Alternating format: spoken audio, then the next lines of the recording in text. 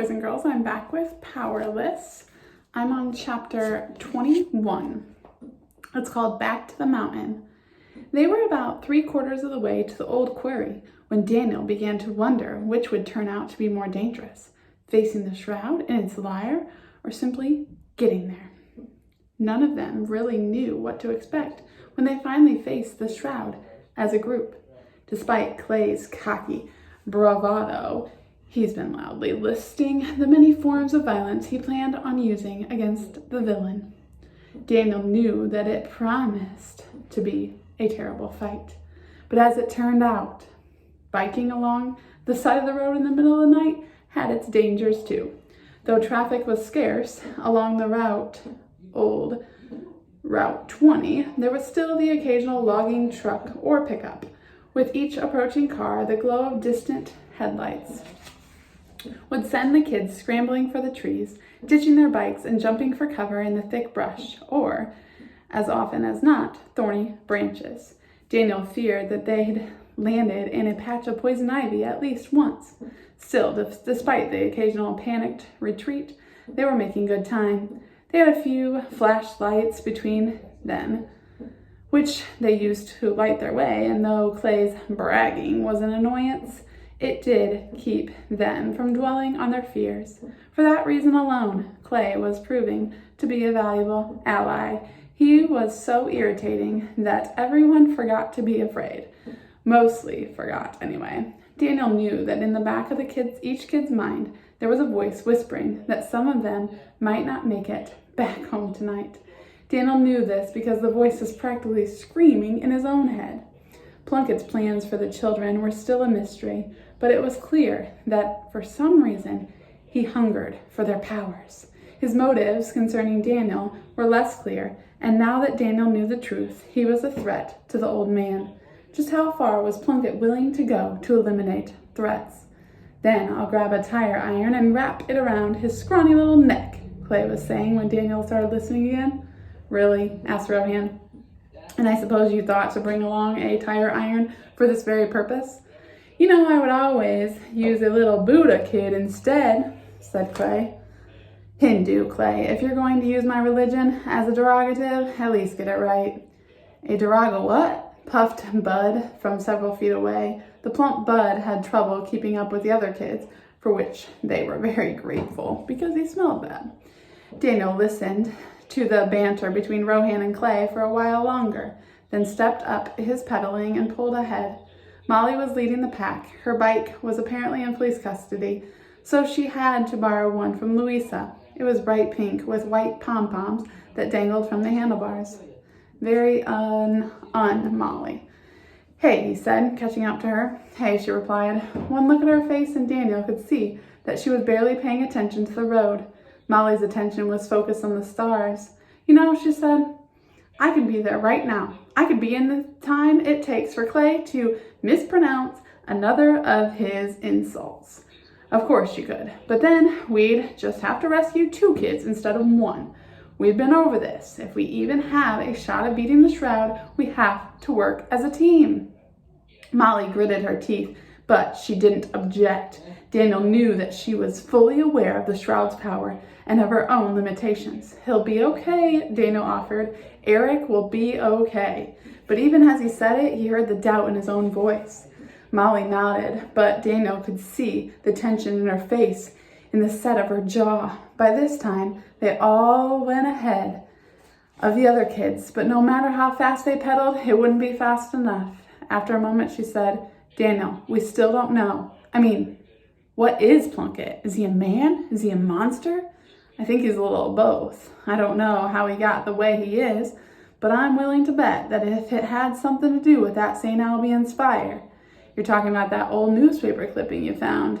"Yeah, Plunkett was one of the orphans that Noble saved that night, and the orphanage burned down the same night. Some kind of comet appeared in the sky." "A comet? Do they think that has something to do with all of this?" "Yeah, well, I just have a feeling. I have this sense that 2 things are wound up with Plunkett in all of this, and I intend to find it out." Molly was quiet for a moment. Then, "Daniel, you said this was your Graham's scrapbook." "Yeah." So she was a survivor of this fire, along with Jonathan Noble and Herman Plunkett? Daniel gave Molly a hard stare. He knew what she was about to suggest, but he didn't want to think about it. Not now. It was just too terrible. Daniel, Molly pressed on, we can assume now that Plunkett was lying and that there have been supers for years, for generations. What if this all goes back to the fire like you think? What if those kids, along with Johnny, were the first generations of supers? What if your Graham was a super? If Molly was right, then Plunkett had stolen his Graham's powers the same way he had stolen Simon's and Michael's. He'd stolen a lifetime of miracles. She never really talked about her life as a kid, he answered. If you're right, then Plunkett didn't just steal her powers. He stole her childhood. He deserves to die. Dana was silent for a moment. This is all my fault. Molly gave him a sideways look. How so? Plunkett was afraid of Eric. Plunkett couldn't be sure of beating him in a fair fight, so he used me to get to him. And I bought every lie, believed every story. It's because of me that Eric walked right into that trap, far away from home, from help. And you know what the worst part is? I think a part of me was anxious to believe Plunkett's lies. Looking back at everything Plunkett told me, there were all kinds of holes in his history. But I didn't even question them. I am jealous of Eric and all the things he can do. Jealous of the way that all of you feel about him. It felt good to be the center of attention for once, to be the lead. So I cut my friend off from his team, turned you all against him, and then sent him out there to face the shroud alone. It's all my fault, Molly. Molly said nothing. For what seemed like an eternity, she just pedaled along, lost in her thoughts. She wouldn't even look at Daniel. He knew that she must be even more disgusted with him than he was. You know, she said, breaking her bike to a complete stop, you make me want to scream. Look at me, Daniel Corrigan, because I'm only going to say this once. This is not your fault. All of this is the fault of Herman Plunkett, or the Shroud, or whatever you want to call him. He fooled you. He fooled all of us. For years, he has been fooling us. You say that you're jealous of Eric. Well, join the club. You don't think Rohan wouldn't rather pick up a car or fly instead of listening to bugs, digging all day? You think I wouldn't give anything to be strong enough to punch stupid Clay Cuddins in the face the next time he mouths off to me? We are all jealous of Eric. But we all love him too, and I know the same goes for you. Tell me that your heart didn't break when you thought he was the Shroud, and tell me that finding out that you were wrong doesn't feel just a little good. Molly put her hand on Daniel's arm and looked him in the eyes.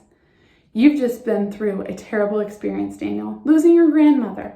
It's something that I can't imagine going through. It's got to be so hard to feel so powerless. Molly smiled. Yeah, but you're not. You're smart and you're brave. You didn't give up on Simon, and I know you won't give up on Eric. He's your friend and he needs you. We all need you. Molly leaned in close to Daniel, so close that he could feel her breath on his cheek. Her face was only inches away from his.